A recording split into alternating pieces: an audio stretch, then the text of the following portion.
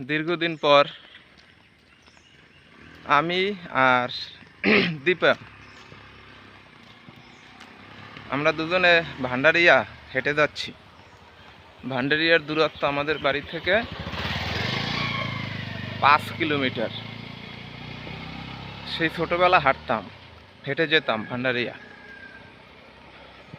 Minimum আরও 20 বছর আগের কথা বলতেছি। তখন হেঁটে যেতাম। সেই 20 বছর পরে এসে এখন আবার হেঁটে যাচ্ছি ভান্ডারিয়া। বুঝেন তো, ঘামিয়ে গিয়েছি আমরা। কষ্ট কিন্তু কম হচ্ছে না। ইতিমধ্যে আমরা 3 কিলোমিটার আসছি হেঁটে হেঁটে, আরও 2 কিলো আছে।